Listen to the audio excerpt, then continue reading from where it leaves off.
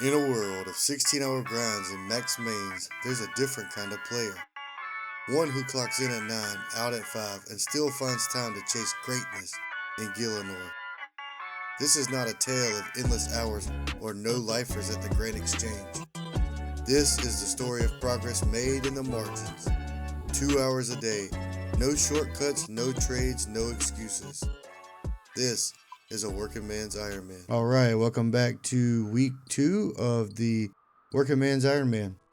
Starting off here today, we're mining some pure essence for Priest in Peril. Now we're going to run down on our way to start the quest to do the Varrock portion of Elemental Workshop 2, or dig site portion, should I say.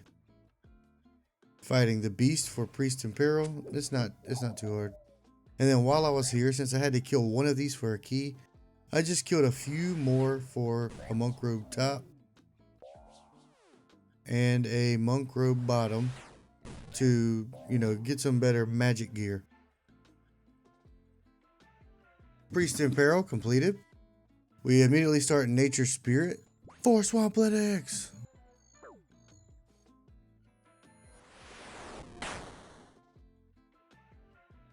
And there's Nature Spirit completed.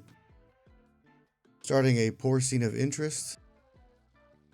And while I'm here at Drainer Manor, we went and did Ernest the Chicken.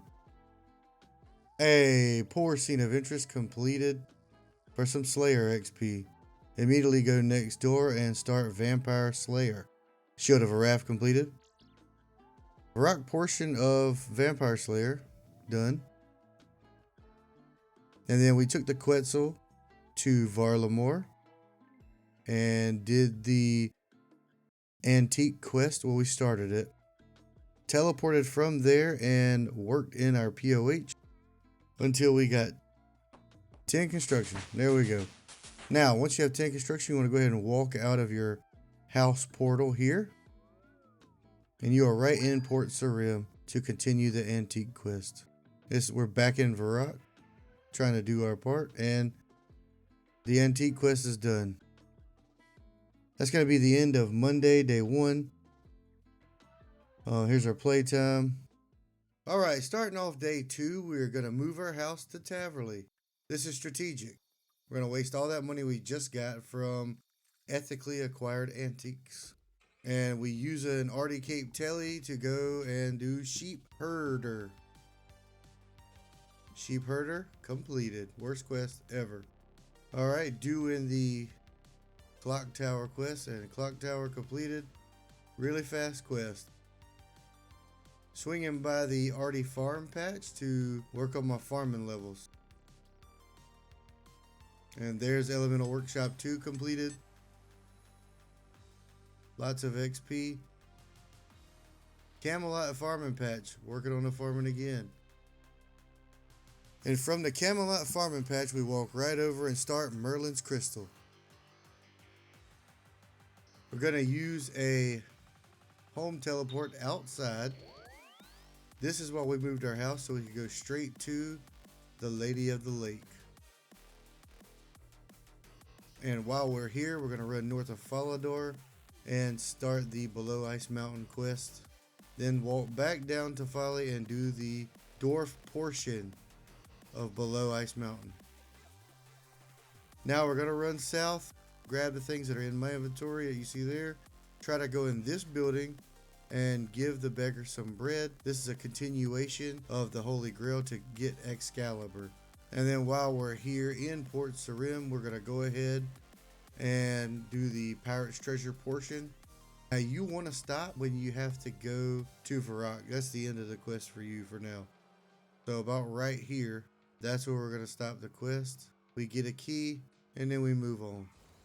Now in continuation from yesterday, we are going to grab our steak, hammer, and garlic, another bread, and a knife.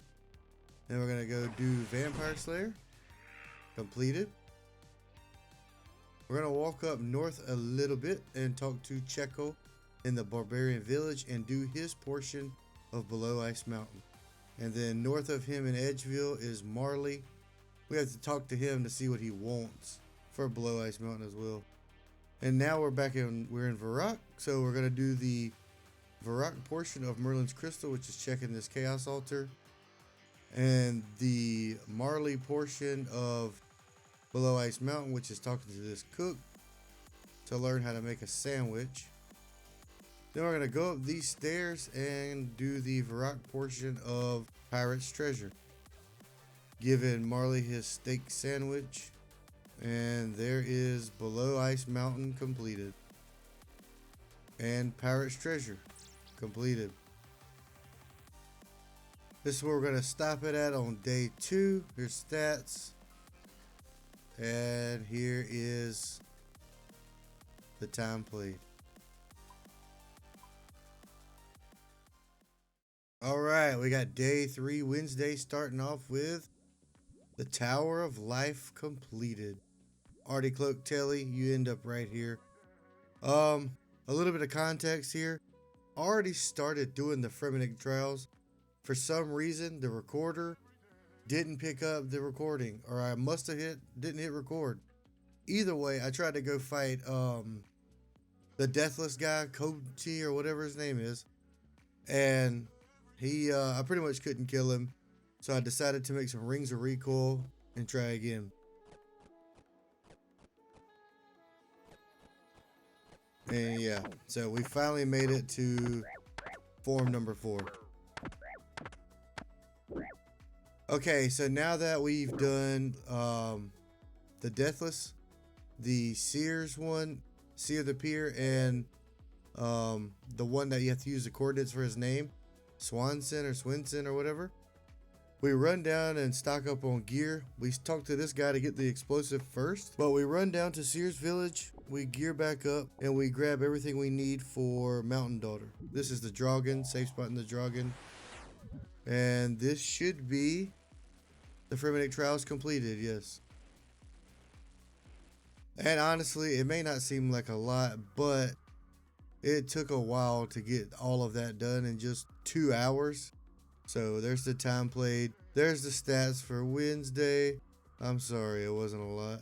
Alright, so this portion here, we already did most of the Mountain Daughter quest. Welcome to day 4, by the way. And once we complete this part where we hand him the certificate of safety, we're going to run down and start turn in Merlin's crystal and start Holy Grail. Now that we've done that, we're going to run over and start the fishing contest. We need access to that underground portion of White Wolf Mountain. Grabbing the trophy. There's the fishing contest completed. Now we can finally use the path under the mountain. So why don't we? This takes you out right to Taverley on the other side. Alright, after walking from Taverley, banking everything, we need to go to Entrana for the Holy Grail. And then once I did the Entrana portion, you have to actually go all the way back. I wasn't going to show all this walking. You had to go all the way back to Camelot, and now we're in Karamja. This is where you can flinch the Titan.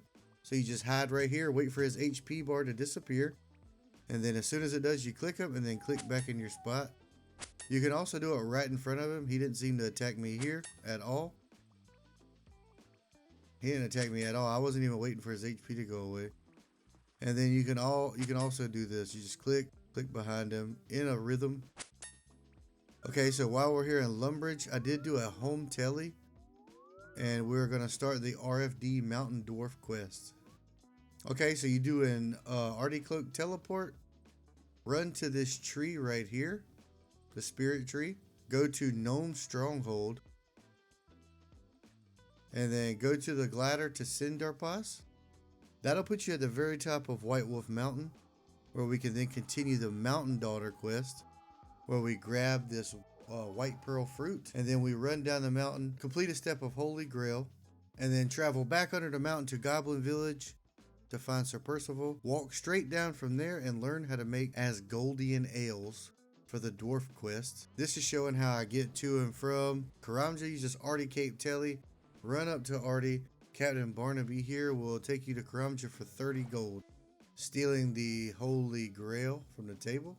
Don't know if I'm stealing, I just took it though. Artie Cape Telly, and the same thing to get right back to this part. I actually I didn't bring a bucket of milk, so I couldn't do this portion. So since I scuffed the milk, I just ran over and turned in the Holy Grail. And then I grabbed my bucket of milk, came back down here to get my rock cake made. Run back up to do the Mountain Daughter quest. This is the Kindle fight, easily safe spotted. And then that's Mountain Daughter completed for 2,000 prayer, 1,000 attack, and a bear head. This is a part of the golem at the dig site. And then we went back to Varrock to grab the statue. And the home teleported, came to Al-Kharid, grabbed a few silver bars and a fake beard headpiece from Ali Morsane. I also started the feud quest and then took the carpet to the golem. That's the golem completed for 1,000 crafting and 1,000 thieving. And that's going to be the end of day 4. There's the stats and here's the time played. Almost a day of playtime. Alright, starting off day 5 with the feud. When you grab this dung, you want to get more than just one. I got 5. But I mean, I don't think you need that many, but at least 4, I believe. You should get at least 4. And then safe spotting the Menifite Thug. And then safe spotting the Bandit as well. And with that, that is the feud completed for 15k thieving XP. Now we need some things for Ithilrin's little helper. So I'm grabbing a bucket of sap. And I need to chop down, I need a willow log as well. And then I stocked up on wines in Drainer. Somebody forgot runes again. I brought my runes this time, but it's actually better to use melee, just a staff bash. When I was hitting him with Fire Strike, it wouldn't do anything. So I would bring melee for this. There's Ithilrin's little helper completed. And turning into cat for some death runes. Going back to the GE using this tree and grabbing a new kitten. Now here we are starting Shadow of the Storm.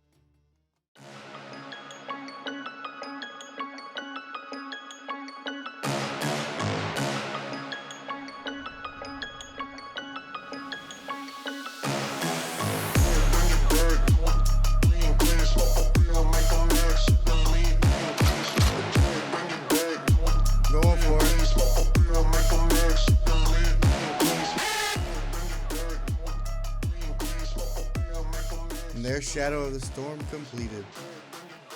Put it on range. I would. That's going to be it for day 5. Here are the stats. Here's the time played. Over a day of playtime. And things are getting serious. Alright, starting off day 6 with a little bit of light skilling. And then realizing that yeah, this bronze axe ain't cutting it. So we take our Quetzal and we go to Varlamore. Just stealing wine from the top of the hunter expert's house. Supposed to, really good money. And then I needed to access the Quetzals, so I had to do enough of the Twilight's Promise and make it to the point where they would give me a Quetzal. This is the last part of the quest I needed to do. And now we can use the Quetzals to teleport around. So I'm selling my wines to this guy on Alderan. And then taking the Quetzal to Auburn Vale to buy a mithril axe. All that for a myth axe. And now we got 36 woodcut and we can finally start the Lost City. So I'm standing here to safe spot these zombies because you have to use magic or range to get a bronze axe. And then here's the safe spot for the tree spirit. Just getting a few extra drummond branches and then teleporting home. There's the Lost City completed. Going straight into Fairy Tale Part 1. I bought some secutors. Did a Chronicle teleport and then jumped over this stepping stones to get this Drainer skull. Once back in Xanaris, I grabbed runes for Falador teleport. Teleported to Folly. Now here's the part where you get your items for Fairy Tale 1. This can sometimes be bad, but in my case, it was actually pretty decent. I got an Avanto, an Irrit, and a Blue Dragon Scale. So upon hearing that I got a Blue Dragon Scale, I know you don't have to kill the dragons, but you still have to go around them.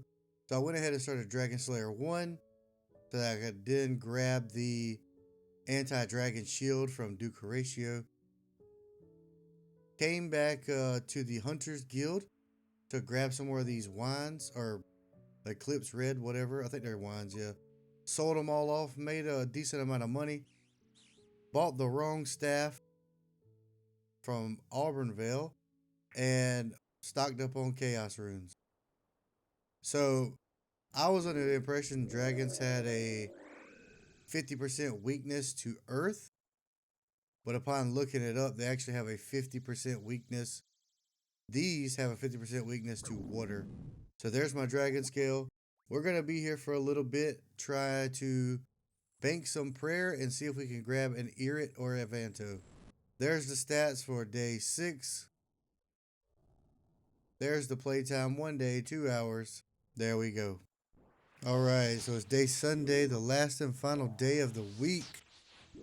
We're here killing blue dragons, looking for our fairy tale items. And there is the grimy Irrit leaf. And as you can see, I have swapped to the Staff of Water. I killed about 30 dragons. And then, or 35 dragons, until I said, you know, I'm going to go kill some Chaos Druids. Try to get the last herb quickly. And there we go. There's the grimy Avanto. If you do not have the herb lore level to clean the herb, or the herb, you can run down to Narda, talk to Zahar, and she will clean it for you for 200 each.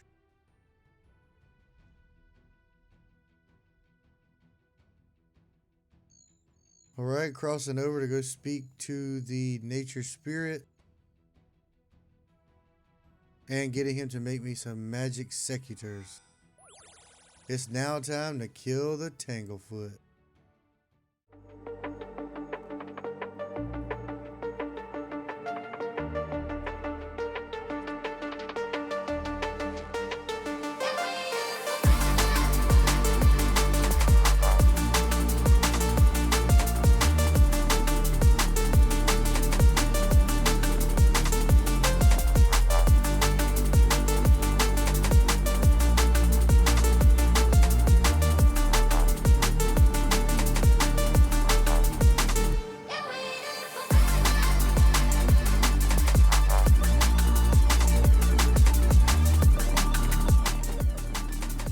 There's Fairy Tale Part 1 completed.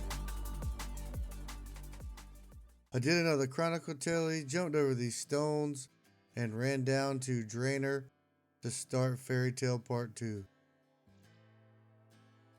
While I wait for Martin's crops to grow, I just go ahead and pickpocket the Master Farmer, completing a few steps of Fairy Tale to finally unlock the Fairy Rings.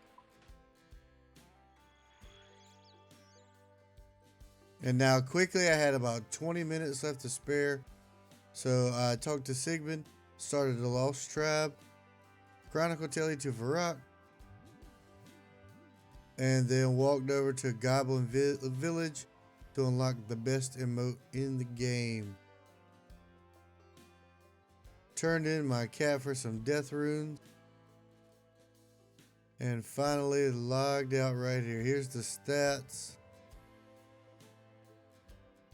Here's the time played. Thank you for watching.